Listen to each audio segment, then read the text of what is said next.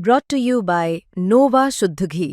जब जब खाए दिल खुश हो जाए, सदियों का नोवा शुद्ध देसी घी, सपना स्वस्थ भारत का। I love ghee ghee ghee ghee ghee.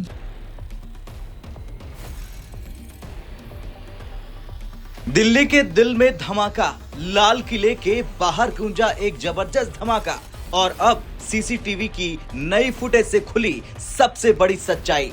Doctor Umar जो आतंकी है, जो कुछ घंटे पहले मस्जिद गया था, वहां से वो सीधे पहुंचा था ब्लास्ट साइट पर। क्या मस्जिद में हुई थी कोई मुलाकात? क्या वहां मिला था आतंक का संदेश? और आखिर क्यों लाल किला बना निशाना? आज हम आपको दिखाने जा रहे हैं इस ब्लास्ट से जुड़ी वो बड़ी बड़ी कड़ियां जिसे दिल्ली की सड़कों से लेकर एजेंसियों तक में हलचल मच गई है। सोमवार की दोपहर पुरानी दिल्ली की सड़कों पर रोज की तरह चहल पहल थी, लेकिन शाम होते होते सब कुछ बदल गया। लाल किले के सामने से धीरे धीरे गुजरती एक सफेद i20 कार अचानक जोरदार धमाके में तब्दील हो गई। लोगों में भगदड़ मच गई, चारों तरफ धुआं, आवाजें और डर का माहौल फैल गया। दिल्ली पुलिस ने कुछ ही घंटों में पूरे इलाके को घेर लिया और फिर शुरू हुई इस धमाके की सबसे बड़ी जांच में जो सामने आया उसने सबको हैरान कर दिया। डॉक्टर उमर उन नबी कश्मीर का रहने वाला, पेशे से डॉक्टर, लेकिन असल में जैश ए मोहम्मद से जुड़ा हुआ एक बड़ा आतंकी। डॉक्टर उमर कोई आम व्यक्ति नहीं था, उसने MBBS किया था और दिल्ली NCR के कई इलाकों में क्लिनिक में काम किया, लेकिन उसकी असली पहचान हुई थी। वो जैश ए मोहम्मद से जुड़ा एक स्लीपर सेल का सदस्य था। एजेंसियों के मुताबिक उमर पिछले कई महीनों से दिल्ली में एक बड़ी आतंकी साजिश को अंजाम देने की कोशिश में था और रेड फोर्ट ब्लास्ट उसकी प्लान का हिस्सा था। अब आइए सबसे चौंकाने वाले हिस्से पे आते हैं। हमले से कुछ घंटे पहले उमर कहाँ गया था? सीसीटीवी फुटेज के मुताबिक उमर तुर्कमान गेट की दरगाह फैज इलाही गया था। वहां करीब आधे घंटे तक रुका, फिर वो वहां से निजामुद्दीन दरगाह गया, जहां वो कैमरे में साफ साफ दिखाई देता है। करीब 30 मिनट बाद वो दरगाह से बाहर निकलता है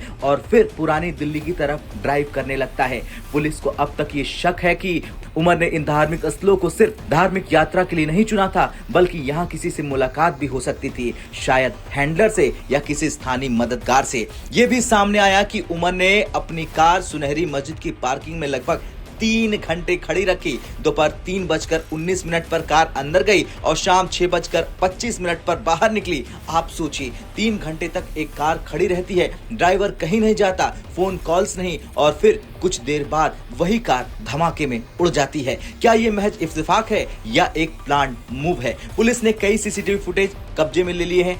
एक में उमर मस्जिद में जाते दिखता है, दूसरे में पार्किंग में गाड़ी खड़ी करते हुए दिखता है, तीसरे में वही गाड़ी लाल किले की ओर बढ़ती है। ध्यान देने वाली बात यह है कि जिस पॉइंट पर उसने कार पार्क की थी वहां कोई कैमरा ही नहीं था, यानी शायद उसे पहले से पता था कि वहां ब्लाइंड स्पॉट है। अब जांच एजेंसियां ये ट्रैक कर रही हैं कि उमर इससे पहले कितनी बार इस पार्किंग में आया था। शक जताया जा रहा है कि वो जगह उसकी तैयारी का हिस्सा थी।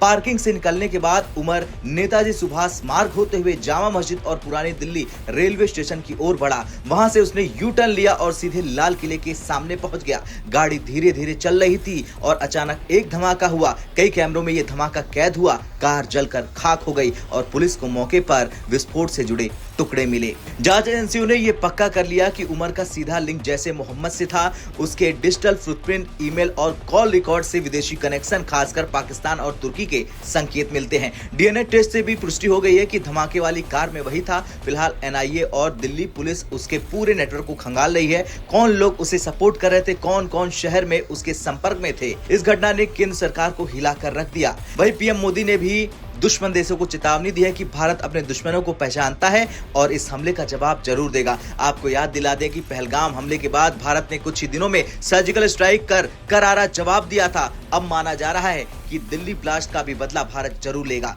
अब जांच इस बात पर केंद्रित है कि मस्जिद और दरगाह वाले लोकेशन में उमर की मुलाकात किससे हुई थी। क्या ये सिर्फ इबादत के लिए था या किसी से ट्रांसमिशन यानी कि आदेश लेने के बिंदु थे? वहीं पार्किंग में उसके 3 घंटे रहना, क्या ये बम टाइमिंग एडजस्टमेंट कर रहा था? हर सीसीटीवी, हर कॉल रिकॉर्ड, हर ऑनलाइन ट्रांजैक्शन अब जांच के दायरे में है। ये हमला सिर्फ एक धमाका नहीं बल्कि देश की सुरक्षा प्रणाली पर हमला था, क्योंकि लाल किला भारत की पहचान है, जहां से 15 अगस्त को प्रधानमंत्री झंडा फहराते हैं और उसी जगह से बाहर अगर धमाका होता है तो इसका संदेश सीधा सीधा हमारे दुश्मन तक जाता है कि वे अब भी भारत को चुनौती देना चाहते हैं। लेकिन अब सुरक्षा एजेंसियां पूरी तरह एक्टिव हैं और हर कनेक्शन को तोड़ा जा रहा है। खैर, सीसीटीवी फुटेज ने वो सच दिखाया है जो आतंकी छिपाना चाहता था। डॉक्टर उमर की मस्जिद यात्राएं, उसकी पार्किंग की चाल और धमाके से कुछ घंटे पहले की मूवमेंट, सब अब जांच एजेंसियों के पास है।